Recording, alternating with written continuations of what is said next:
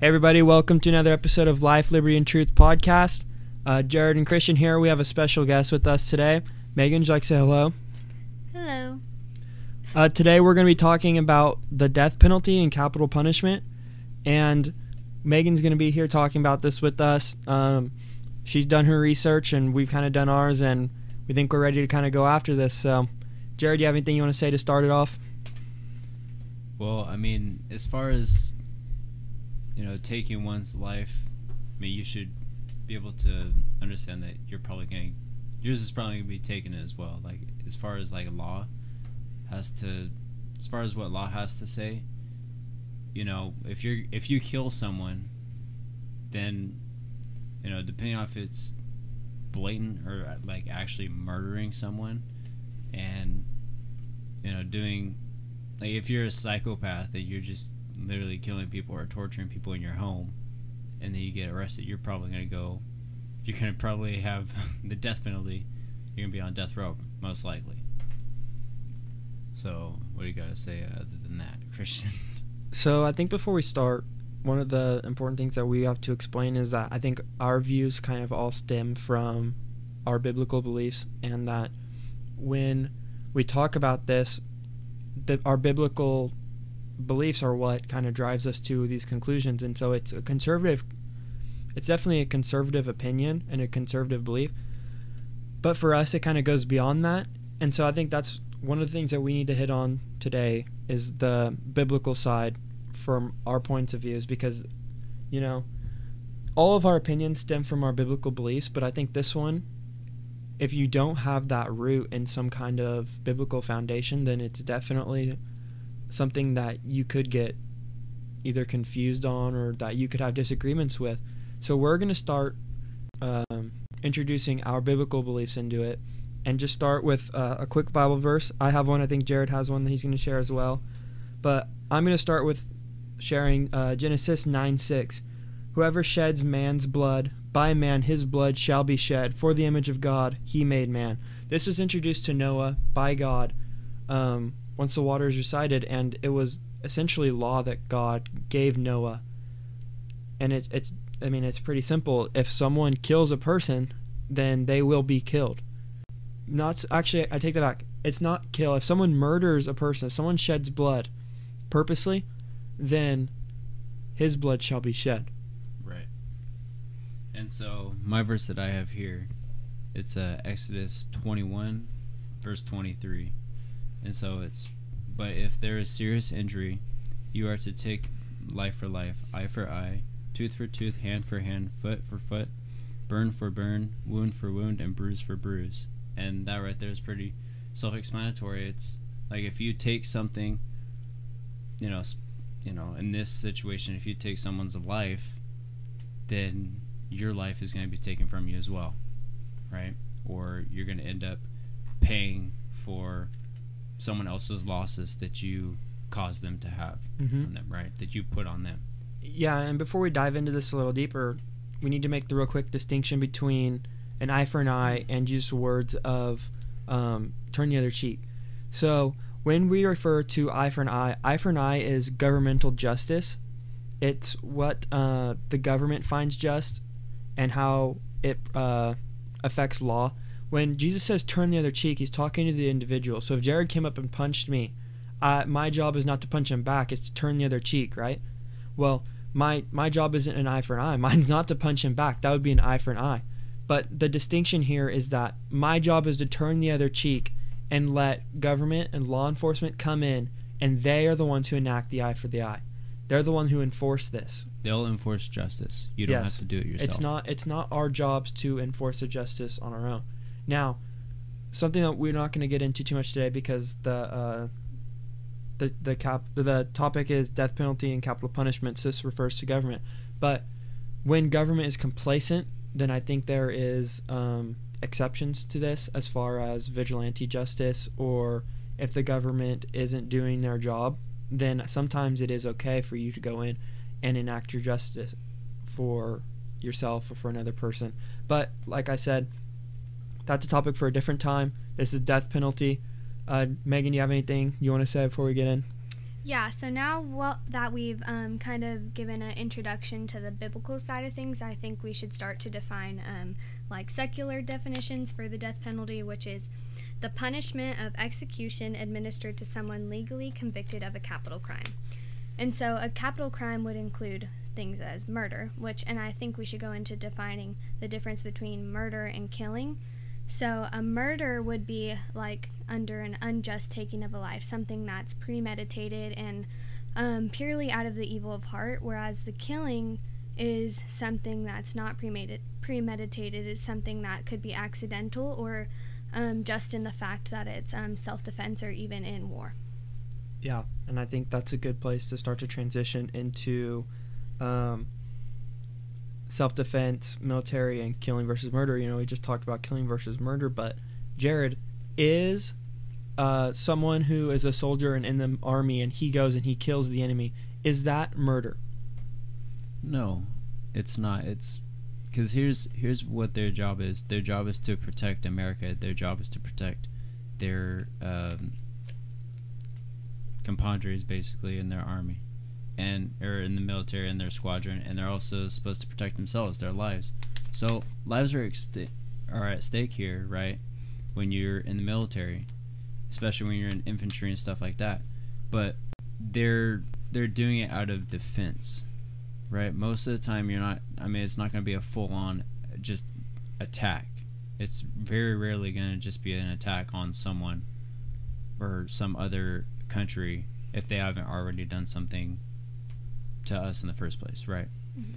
And so that's kind of where that kind of parallels there is, you know, that's in that aspect, yes, they're killing other people, right? But they're doing it out of defense for themselves and for their country, and that's their job too, is to protect. Well, before we kind of get into self-defense, I think we should start by establishing why the death penalty is enacted and why it's a moral thing to do before we get into like controversial things of like killing. Well, I mean, we've already talked about that, but as far as like self-defense and why self-defense and death penalty are similar, but they're different too. So let's first kind of thing that we talk about is the punishment fits the crime. Does anyone want to start with that? Okay, I'll start. So, for the punishment fits the crime, what we're talking about here is a life for a life, or any punishment in general. So we talked about an eye for an eye earlier. If I steal something from Jared, then I am morally obligated to pay him back that thing, and pay him back with the same or more than I owe him. And that's what the biblical arguments, that's how biblical Israel, ancient Israel always operated, is that indentured servitude. If someone did something to you, they would work for you until they paid that thing off, whether it was stealing something, wrecking something, any kind of debt that they might have owed, willing or unwilling. And so when we talk about the punishment fits the crime for death penalty, it kind of gets into the life for a life argument. If I take a life, then it's my job, or it's not my job. It's I have to forfeit your right to life. Yes, I give up my right. I forfeit my right to life. Right. And that kind of goes into rights in general, as far as, you know, if I do certain things, then I lose my rights in certain things. So like we brought it up in a different one. We haven't talked about it extensively as far as like gun control arguments, as far as if I'm a convicted felon, if I'm a murderer, if I'm a rapist, then I shouldn't have a gun. It's the same thing. The Constitution, the Bill of Rights, the Second Amendment guarantees our rights to bear arms, but there are things that we can do to forfeit our rights. And, you Correct, know, yeah. Killing a person forfeits our own right to live. And so it's the government's job to enact this punishment to you forfeiting your own life. Yeah, that's very true. It's like what Christian was saying. When you commit these crimes, right, you're basically, I mean, you lose your rights. I mean, not all of them, but you lose your, you know, certain rights when you break certain laws, especially when you literally murder someone. I mean, you're going to definitely serve time, right? If you're obviously found guilty. But depending on the degree of the murder and what went on, like residing the murder and what was going on with that, you know, it could lead to capital punishment. You could be put to death for that murder, you know, depending on what that was. I mean, I can't think of a scenario right now off the top of my head, but you kind of get what I'm saying. Is if you commit a certain like a really no one's gonna put you to death for something if you didn't like fully deserve to die for what you did.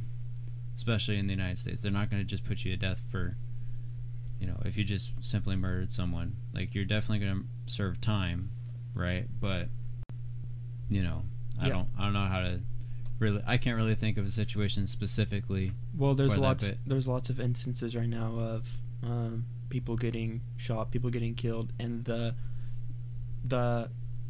perpetrator might spend life in jail. And from a biblical argument, when we read just the verse we just read, that's not biblical justice. That's not justice. That doesn't bring justice to the person whose life was taken. Because like we said, when you commit a crime and you take something from someone, you are obligated to give it back. When you kill someone, there's no way you can give them that life back. Yeah. So the only thing that's fair is to give up your own life. To pay it in full, yeah. Yeah. And so that kind of goes into forfeiting our human life. So us three believe that human life is sacred and that human life is God-given. Human life is God's. Our lives are God's. And so when we take what's God's, then we have to substitute it and give our own life back.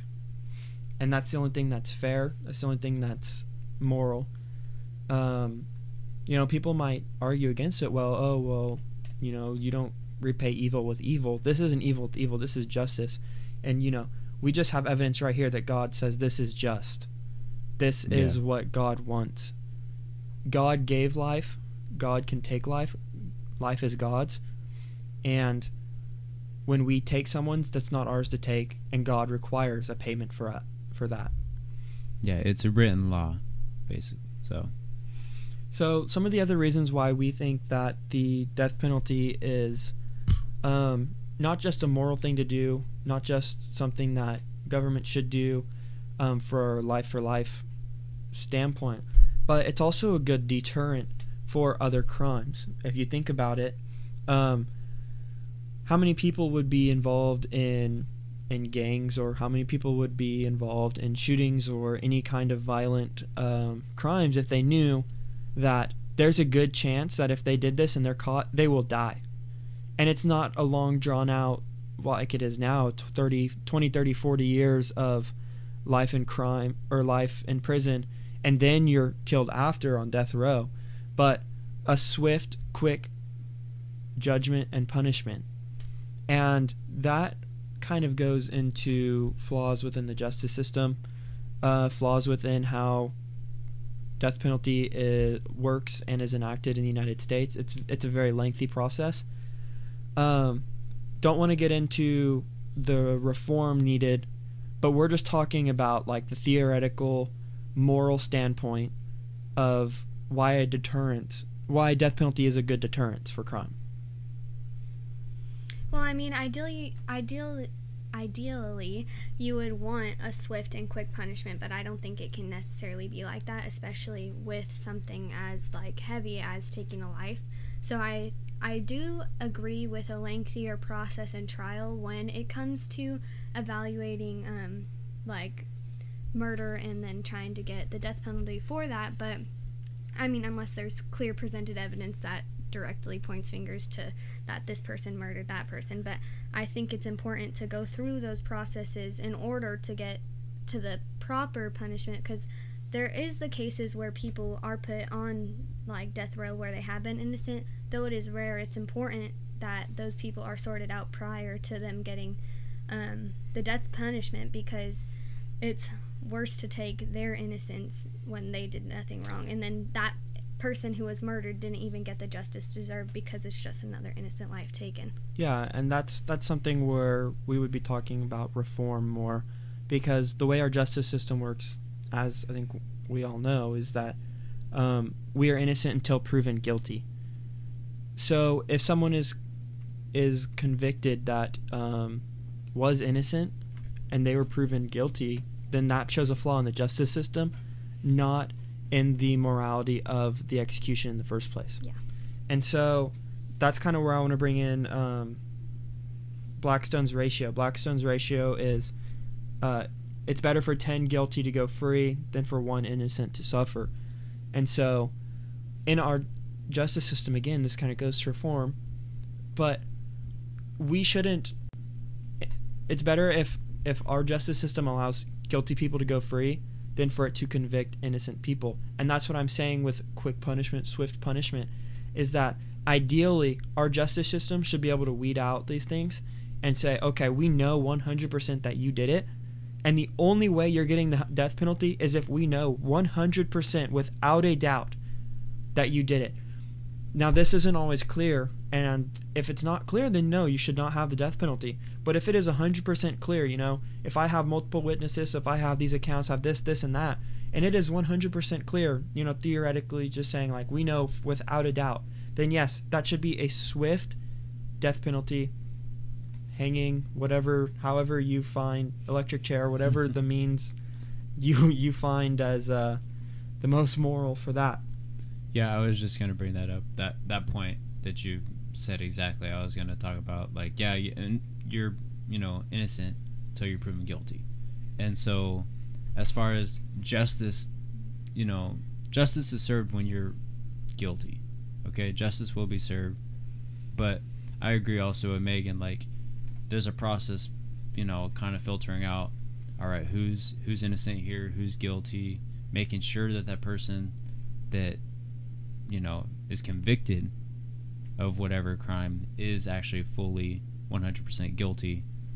And then once you know 100%, then I think, because I also, what you were saying is these people are serving like 30, 40-year terms, or not terms, but they're serving 30, 40 years for that long, for this long with, that's a long time, but that's not the same justice, right?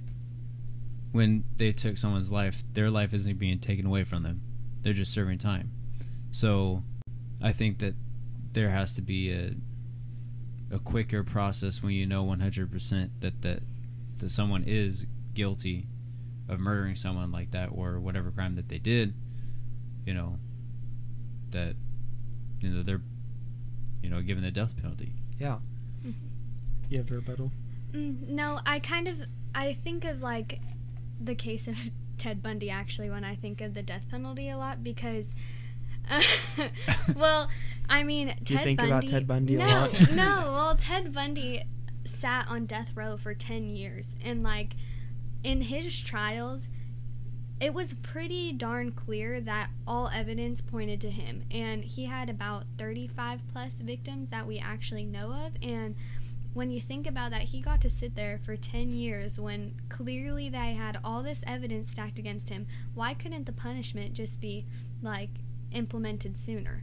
And I think that's kind of like, I agree with you with the quick and swift when all evidence is clear, but, we're flawed. Our system is flawed. Humans are flawed. So, like, we're not going to be able to make those quick decisions. But, I think of, like, a quick decision at least being in with that first, like 1 to 3 years at least. Like, right. Let them sit there for a little bit. I think that's enough time to go through those cases, especially when it's clear cut. But, like, you're going to need to be able to have a better system. You don't want to get too much into reform, and I don't really have a solution for that, but we're going to need to, like, be able to weed out those situations quicker so that punishment and justice is enacted quicker for victims. I think this, kind of going on a tangent here, but I think this would also go along with the, like, the crime and punishment need to fit each other, kind of like with rape and how long, like, things take to weed out there. That's a difficult subject too, but we need to have these quicker processes in order to enact justice quicker with things like that. But yeah, I 100% agree. But it's kind of hard to think of a solution off Yeah, the top of your head. It's not and- going to be a quick fix, And that although we'd want it to be, but it's not. that's kind of a topic for another episode, or or I don't know if we'll touch on it exactly, because that's a really hard thing to think about. This is like beyond like government, even like thinking of these reforms. Like, this is the high of like of philosophical reasons, of moral reasons, of just people reform. Yeah, basically. Because you have to go into all the aspects of judgment of the judicial system. You have to break everything down little by little. You have to pick every flaw. You have to pick every plus and minus. And so I don't know if we'll ever get to that. Probably not. But we're talking in an ideal system, or in even in this system too, because innocent till proven guilty. If you cannot 100% without a doubt prove that this person is guilty, then they are innocent. Yeah. Whether they did it or not, the law sees them as innocent. And so no one should be on the death penalty unless we can guarantee their guilt. Mm-hmm. And so they should still be held, like, at least during those times of trial. well, yeah, but once they're not, then they get let go because they're innocent. Yeah. That's a sticky situation. So now that we kind of talked about that, let's move in back to self-defense. Let's kind of talk about things that require the death penalty and things that don't. So self-defense, murder, say negligent killing. We'll kind of go on as we say it. So you guys want to start with self-defense? Yeah, I'll go ahead and start. I mean, first off, if someone's trying to kill me, I'm gonna protect myself with my life. Like, Mm-hmm. if one's gonna live, it's gonna be me, right? Like, seriously, like, I'm not gonna be like, okay, I mean, Or protecting. it's bad to kill people, so someone else. I'll let you kill me. Like, I'm not gonna have that mindset, Like, if you're gonna try to kill me, then I'm gonna do everything in my power to protect myself, and if I have to kill the person that I am fighting, I will do that, right? Mm-hmm. That's self-defense right there in a nutshell. It's just, if someone's coming after you, then, and you are literally, your life is being threatened Yeah. and is at risk, and the only solution is for you to defend yourself to the point of killing them, then, like, I'm 100% for that, and I support that. Well, that's killing also, not murder, which Right, is yeah. a huge differentiation, which Yeah. is important to And make. something that I want to inject real quick as far as the biblical argument is that, 10 Commandments, thou shalt not murder. People confuse this with thou shalt not kill. And so this is one of the arguments that people say, oh, well, the death penalty is immoral because thou shalt not kill. No, the commandment is thou shalt not murder, Mm-hmm. not thou shalt not kill. Self-defense goes under kill. Kill or be killed. Self-defense isn't murder. Self-defense is killing. And self-defense, if self-defense is killing, then it's not immoral and it's not against the Bible. And so this kind of also leads into the military as the same kind of thing, is that, the Bible says thou shalt not murder. When you're in military, it's the same kill or be killed mentality. The enemy is trying to kill you, you're trying to kill the enemy. It's not a moral dispute. It's not murder. You're not trying to kill the person because whatever reason. You're trying to save yourself, you're trying to save your country, you're trying to save your values, you're trying to save your family. There's lots of different things that go into it. And that is why killing in war is not murder, and it's biblical, it's moral. You have anything you want to add?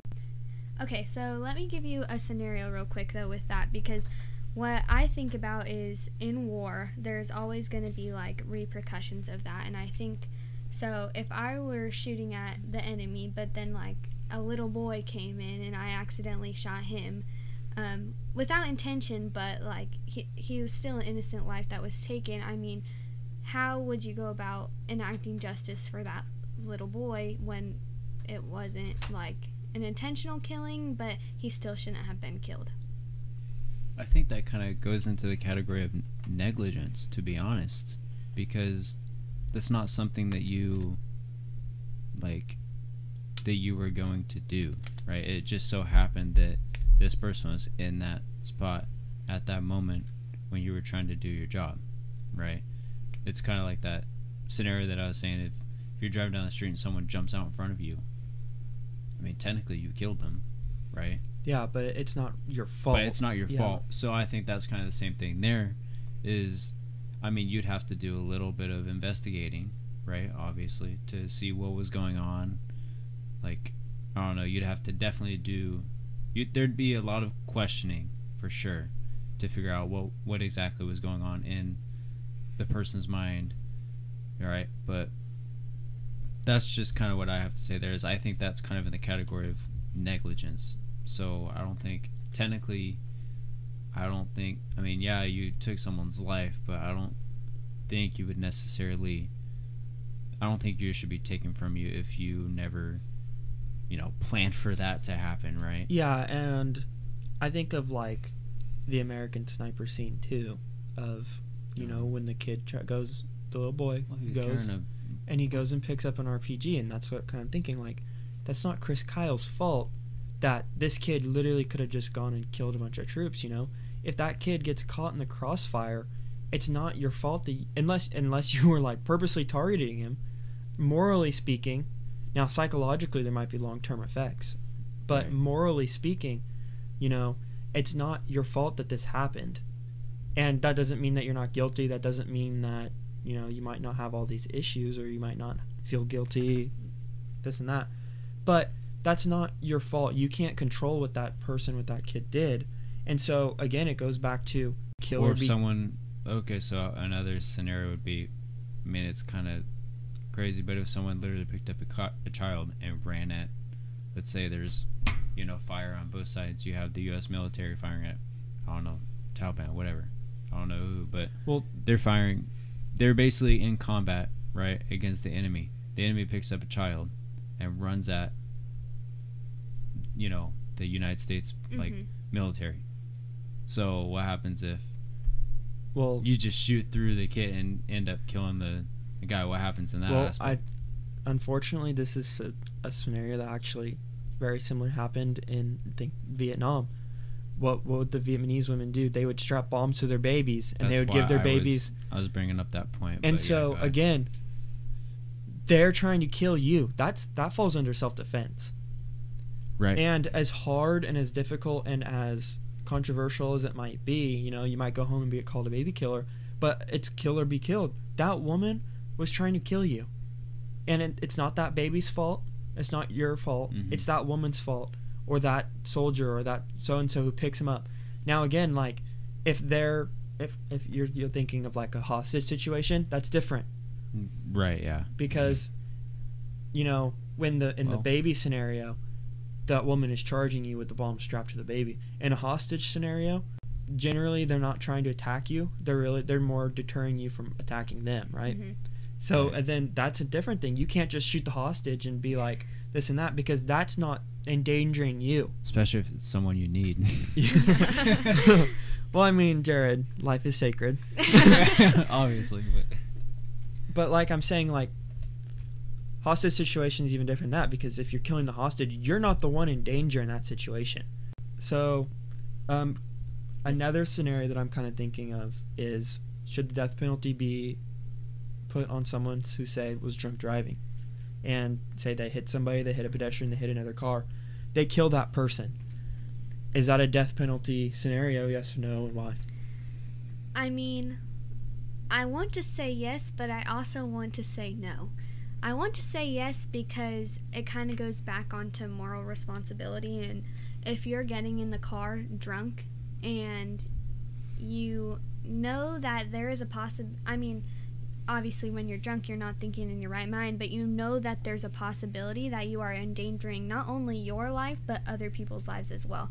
And so you're taking on that responsibility and you're implementing yourself in these situations, and you could kill someone, maybe not intentionally, but it's still on you because you made that conscious decision to get in that car drunk and not have control over yourself or control over how you might drive, and you're going to have to reap the consequences of that. But at the same time, it's like when you're getting in a car drunk, you're not exactly thinking that I'm going to kill someone tonight. Like, it's not an intentional thing, but it just kind of goes along with you're going to have to suffer the consequences of that moral choice you made, even though it wasn't necessarily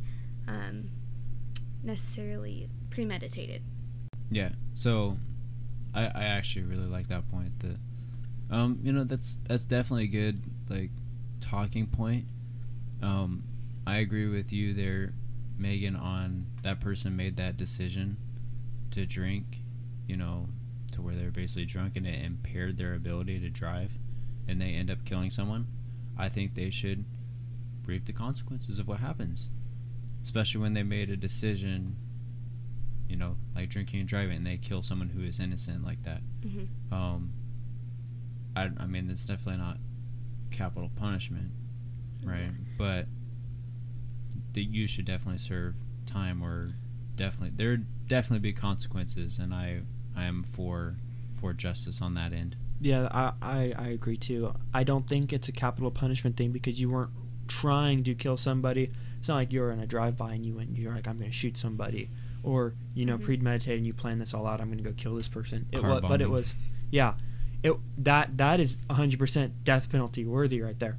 But if you get in a car drunk, that there's a chance that this can happen, and that there's consequences to your actions, and this does happen, then I think you should go to jail for a very long time, and I wouldn't even be opposed to like a life sentence in that case.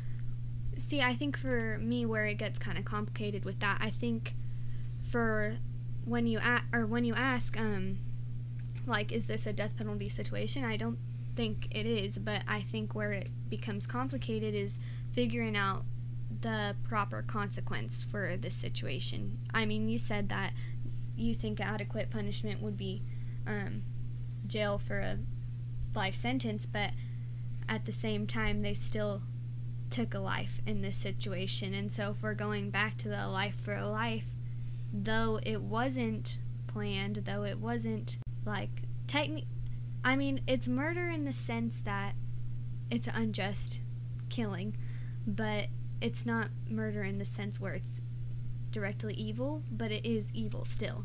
So I think it's hard because I don't think necessarily they should just be like, oh, go give them lethal injection, they took a life. But I don't know if the adequate punishment for that would still be life in prison. I can't give an exact punishment as what I think would be proper for that, but it's just a complication, I think, in this scenario. I don't know what the proper justice would be for that. I think you'd have to wait till.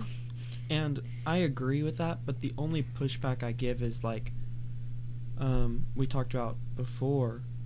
If you kill someone, you're trying to do it, but this isn't murder in this case. I mean, it kind of is, but it's a killing. It wasn't intentional. It's not a whole lot different. Killing is just just taking. This isn't just taking, or it's accident. It doesn't have to be. I guess it's accident. But I guess it could fall into, what's it called, negligent? Negligence. That's what we're talking. So could you define that real quick? I think there's a lot of things that kind of go into that, but real quick, the definition for basically negligence is to pay little or no attention to, fail to heed or disregard, right? So going back to the drunk driving aspect, you're failing to heed the consequences that could be, that could be the result of your actions there, right? So technically, yeah, if you're drunk driving and you kill someone, it's a negligent homicide, right? But it's not considered murder. Well, I think that falls under second-degree murder. Am I right? I think. I don't know. We'd have to really do some research on that one. I believe I'm it. not I believe it 100% falls sure. under second-degree murder, because the first, second, third, and different severity. But it falls under second degree, which means like it's not premeditated. It's not. Still manslaughter, though. It is, yeah. Yeah. And that's why you should spend time in jail for it. But it's not premeditated. It's not, I'm going to go out and kill somebody today. It's, I'm not taking responsibility for myself, and as a consequence of my actions, I did something bad. Again, I think that's different than going and killing someone purposely with the intent to kill. Well, yeah, obviously, but And still, yeah, there's a case of that a life is now gone. And that's why I believe that you should spend a very long time in jail, because you're not going out to intentionally kill or harm someone, but your negligence has caused this to happen. Mm-hmm. And I think it goes almost, if I was going to like rank it, I put it in between like an accident and like an actual murder. It's somewhere in the middle. And that's why I say, because if it's a purpose killing, then yeah, you should you should have the death penalty. But if it's an accident, I don't think that there should be legal consequences necessarily, depending on the variation of the accident. Right. So if it falls somewhere in the middle, that's why I said I'm not opposed to a life sentence, because a life sentence is somewhere closer towards death penalty on our scale, if we're doing it on a scale, but it's not death, because it's negligence. I guess you could still justify it as kind of a taking of a life for a life, because now they have no life in the sense of like they can't do anything, they're just in jail. I could agree with that it's in between like both an accident and murder, and I guess that I could agree that it could be a proper punishment, and obviously they'll get justice later, hopefully, but So I have 3 more things I want to touch on real quick, unless you have something to add to that. Number 1, what do you guys say to someone who says that it's not moral to repay evil for an evil? If someone murders someone, you shouldn't kill them back. Okay, yeah, I can start on that one. But there's obviously a lot of things there's a lot of gray area in between this kind of like talking point. Mm-hmm. But like, as far as justice being served, I think it should be served to the fullest of whatever happened, right? Like, if you intentionally went out and murdered someone, you should definitely either serve life in prison, or you should be, you should get the death penalty, right? So that's kind of my belief there. To someone that's kind of protecting or attacking the death penalty and saying it's not moral, well, it's not moral to kill someone, right? So no one wants to kill any other individual, but in order for justice to be served, that has to happen. So there you go. Well, and when we're talking about death penalty, we're talking about that governmental justice again. We're talking about that eye for an eye. I agree. Yeah, you shouldn't repay evil for evil. What did Jesus say? Jesus said, turn the other cheek. As a person, as an individual, I agree with turn the other cheek. And a lot of my opinion on this, a lot of my view comes from my biblical perspective, which is why I brought it in the first place.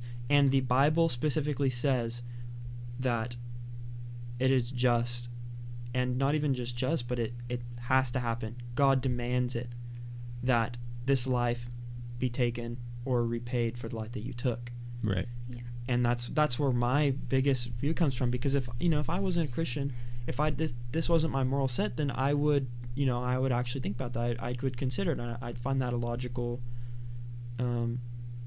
I'd find that as something that's a legitimate argument. But because the Bible specifically says what it says, that's why I'm like, okay, no, God demands this. Yeah. So where I think this like conflict comes in between like people who are pro death penalty and people who are against the death penalty, I think, is the idea of justice itself. Because I see a lot of people nowadays saying, like, even in like the BLM movement, it's like justice for Breonna Taylor, justice for George Floyd. And so if you are following a biblical definition of justice and these things are proved to be murders, then the proper punishment would be to take the people's lives who took theirs. And so I think a lot of this, like, well, how are you going to fight evil with evil type of thing, well, that is justice, and justice is not evil. And so when murderers are convicted and we are looking at the ranking of punishment that is required for those things, murder's adequate punishment would be to take the murderer's life after they took it in innocence. Same with, in my personal belief, kind of going on another tangent again with the rape thing, like, I think the proper punishment for rapists is either castration or, like, genital mutilation, if I'm being honest. I think that, like, for harsher crimes, there should be harsher punishments, and you know what you're doing type of thing, especially in the case of murder. People are committing these evil acts, and justice being served to them is not an evil act. It's a just act and a good act. Yeah, I agree with that, but I'm not going to say my opinion only because I don't have evidence for why I would agree with that, even though I do think that a rapist, someone who rapes, not sexual assaults, but because there's different degrees of sexual assault. A rape deserves the death penalty, in my opinion, but again, I don't have any evidence to back that up right now, and so I don't want to hit on that too hard. That's just my opinion. Right, yeah. I think that's valid, obviously. I mean, there's a lot of things that go into, like, your opinions, religious, like, beliefs, but, you know, kind of what you believe there, and then also, like, law. So you have all that going on to this one area, so it's very hard to kind of categorize what should happen and then kind of what punishments should happen to this person for this specific crime that they've done, with kind of following all of these little things as well. Yeah, and I know I kind of went off on the tangent with that punishment, adequate punishment for rape, adequate punishment for murder, but again, people have different ideas of what adequate punishments would actually be for certain crimes, and so it's kind of hard when it goes into opinions because there's only, like, straightforward biblical evidence with saying that the punishment should fit the crime, but what is the proper punishment for proper crimes, and those are only our opinions. But yeah, exactly. And so, real quick, let's talk about how it's actually more expensive to enact a death penalty than a life sentence. And again, I think this kind of falls under the reform category, but I thought we should bring it up because, you know, that's a big thing that people bring up is, oh, well, it's actually cheaper. So as we brought up earlier, if innocent until proven guilty and you were 100% proven guilty and there's no reason to prolong the court cases or the sentence, then it should be soon. And that's actually the reason why it's so expensive, is because you're taking 20, 30, 40 years. You have multiple courts, you have multiple trials, you have multiple appeals. That's the big thing, is because they always appeal their sentence, like and then it takes forever to do that. So they're living 30 to 40 years in the jail, in the prison.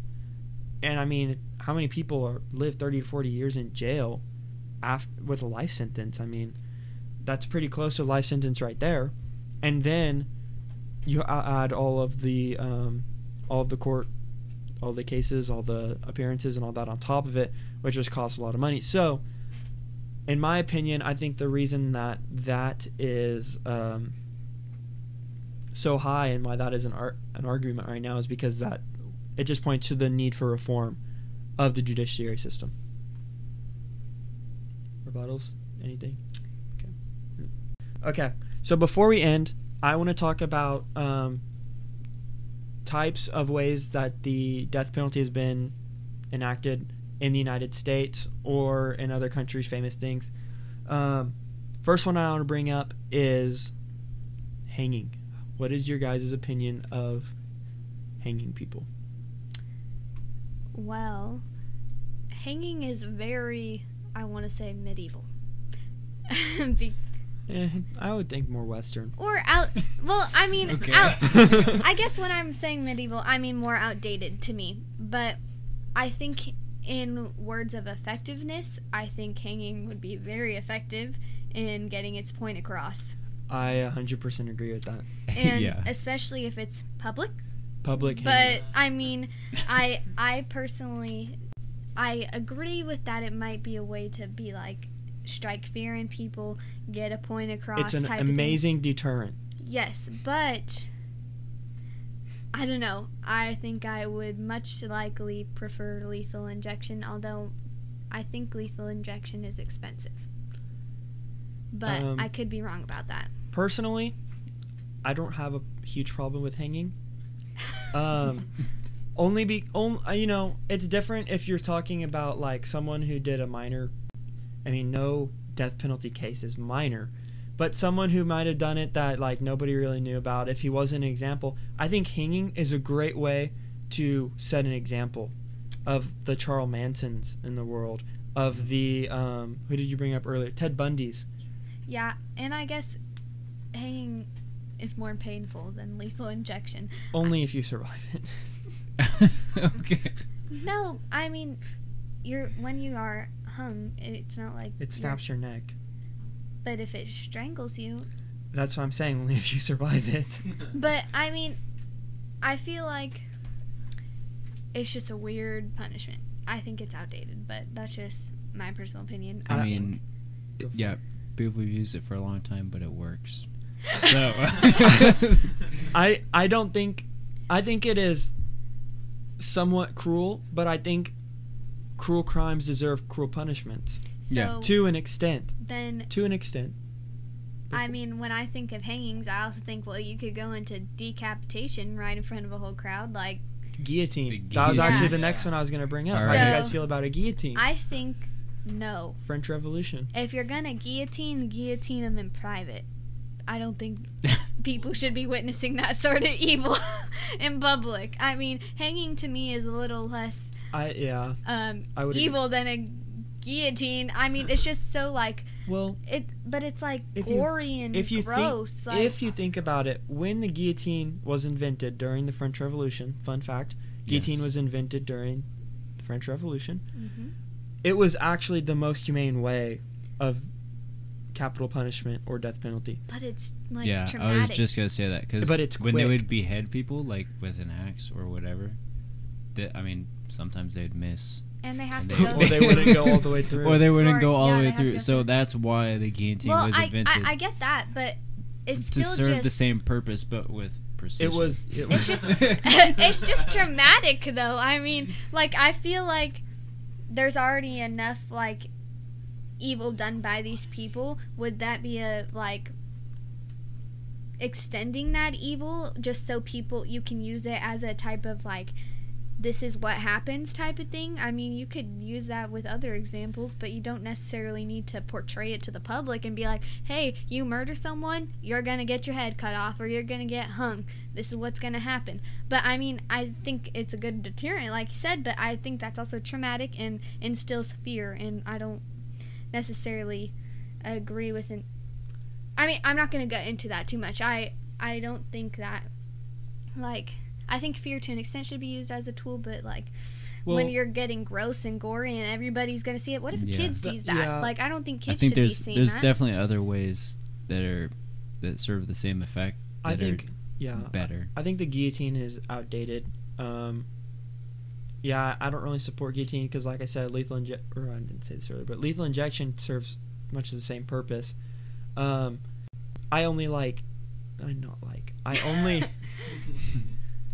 only support. You only find hanging like it. Yeah, I only find hanging acceptable to use in extreme cases as an example. You know, if we would have got Hitler, I think we should have hung him, and I think we should have done a public execution. Ooh, I think we should have tortured Hitler and then killed him. Well, Okay. damn. But that's a different story. I think there are people who deserve to be hung because I think Right. lethal injection is too nice of a punishment for some people. Some people do such horrible, terrible, evil, insanely crazy things that just to put them to sleep and never wake up is not. I get that, but also like if you do lethal injection, the quicker you put those evil people to death, the quicker they're going to get judgment from God, and that's going to be the worst punishment they get. So Okay. That's true. That's a good point. But, you know, the whole reason the guillotine came up, like I said, French Revolution, was because it was considered the most humane way. I think there are more humane ways now. And the United States has protections against cruel and unusual punishments. So let's talk about firing squad now. How do you feel about that? Is that where you like put them against the wall and go? Yeah, you put them up, and you Rat line the up. You put a guy against the wall, and then you line up guys with guns, and they shoot him. So several people shooting one Yes. guy. No. Why? What's the necessary like thing to have all those people just shooting at one guy? Just have Well- one person just shoot him. Well, because if one person misses, then you gotta do it again. Yeah. Yeah. So And you also have the problem of actually something that they're doing now is that the people firing the guns have a lot of guilt when it happens, and so if one person did it, it's difficult psychologically to know that, like, oh yeah, I killed this guy. Sometimes you might not always agree. So you so don't like know you wouldn't 100% know if who's you No, killed hit him. him. that's actually a real thing, is that what they have done recently for firing squads, and I don't know if this is American or who's done it or what, Mhm. why, but they've gave like everybody a blank but one person, Yeah. and then so no one has that psychological guilt of, oh, I just killed Well, this guy. To that, I would say I guess you would need to find someone that's not going to affect them, because I feel like personally I'd be like, oh, I killed that person, but if it was Ted Bundy or Hitler or someone like Charles Manson or someone doing these heinous things, I would have no problem killing them. Well- So I think that's what you need to find, people who are able to like do that without the psychological effects, even though those could affect them subtly. Well, traditionally firing squad has been a military punishment, and Yeah. generally it was used against like a defector Right. or military crimes, and so Treason, those kinds so of things. someone who's like in the military. it wouldn't have been so used like against a one Charles of their Manson. like comrades, like they Gen- would- that's Yeah. that's like the guilt okay, thing. I guess that would be harder, because if you know That's that person, that's the then guilt thing, because we don't use firing squads I now, would and say so lethal injection for that. well, you don't really have. Oh, originally you didn't really have access to lethal injection. Yeah, I don't necessarily think there's really a need for fire squad now, because again, lethal injection. But again, I do think it's an effective deterrent. When if you use it in front of your troops or your squad, or you show military, this is what happens, as long as it's a just reason. Like if this victim or this guy who's getting shot, if he goes and he kills, I don't know, say someone in the squad for no reason, then you show this is what happens when this, and you show justice. I am not against public executions for certain people. I'm not against making examples of people, Yeah, that's true. Yeah, like the Charles Mansons and the Ted Bundys. yeah. I Those guess kinds of things. I agree Makes sense. to an extent. All right, I just have a question for you guys. So, if you guys were going to get the death penalty, which way would you go?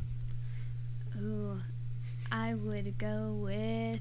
I'd just pop a pill. I would have a nice meal, and then I No. would get lethal injection. Yeah, so before we end, lethal injection, what are our thoughts on that? Oh yeah. We've been talking about it, but we haven't really said our opinions on it. Okay, so for me, justice is being served, right? So, in that aspect, I'm cool with it. I'm not against it. I think that whatever way is chosen is fine, really. So if it's electric chair, if it's hanging, lethal injection, either one of those. I don't have a problem with lethal injection. I have a problem with the electric chair, though. The electric Okay. chair Ooh. is a very cruel form. You literally electrocute. Hanging and guillotine isn't? No. But the electric chair is severe pain, and it was used very frequently back in whenever it was used. What? I don't Ted remember. Bundy was given the electric chair in the 70s, so I would say 70s. about Yeah, I was around gonna say 70s. 80s, and I don't know, but electric chair is hard because getting electrocuted to death is pretty cruel. Hanging, at least theoretically, it just snaps your neck and it's over with. Theoretically, you know. And I don't know. I mean, I've never been hung or electrocuted Right.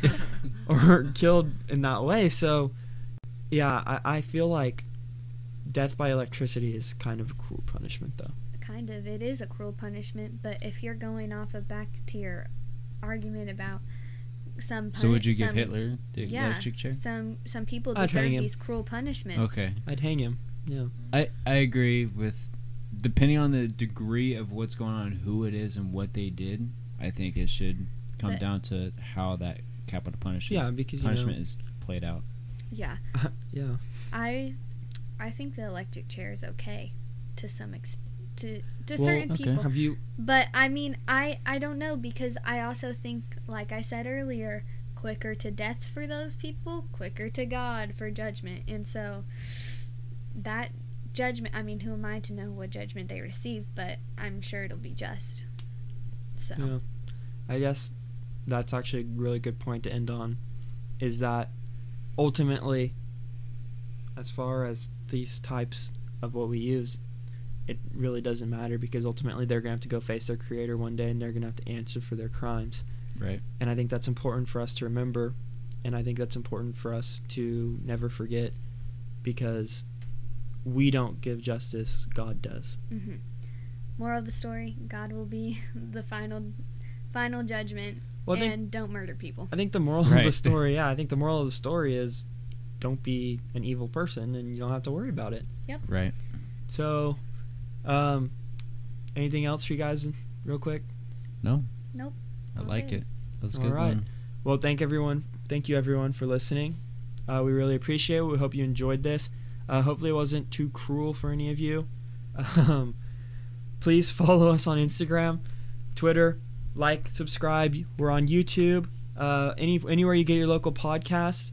We hope you enjoyed. If you have any recommendations for any videos coming up, any suggestions, any comments, questions, feel free to get a hold of us, message us, Instagram, Twitter. Like, subscribe again. Awesome. We'll see you Right guys on later. now. Let's go. Thanks for having me.